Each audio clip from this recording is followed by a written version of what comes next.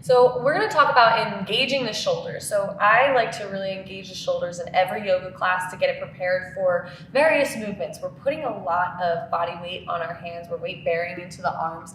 And a lot of times we need the shoulders. I mean, not a lot of time, all the time. We need the shoulders to be strong to support that, right? So in downward facing dog or in various positions, in standing split when your hand is down, or even in a quadruped or in a side plank. We want to strengthen the shoulders. Okay, so one way to get the shoulders firing up and one way to get this particular muscle, my yoga teacher says that, ask me about my serratus. And so yeah, that's the one, the serratus anterior. It's this median armpit muscle right here. And so we want to engage the shoulders and get that fired up because it's really underutilized throughout life.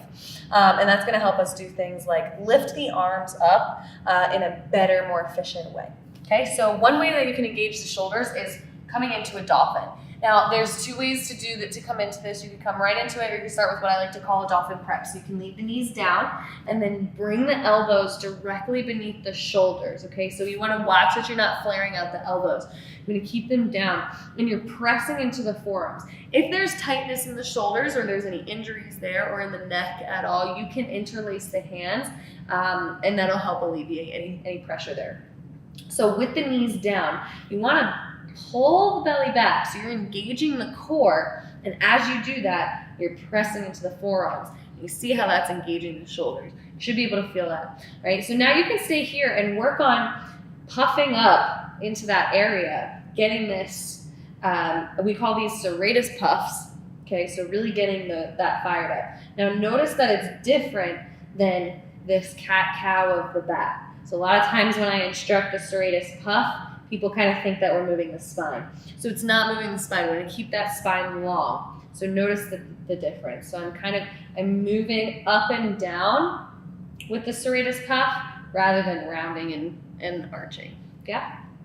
All right, so you're going to puff up into the shoulders.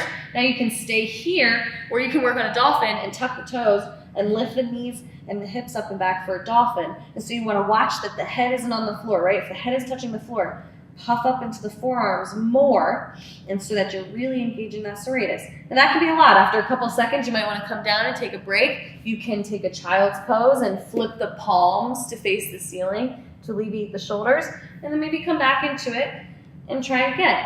Now, you can hold it longer if holding it longer feels better for you.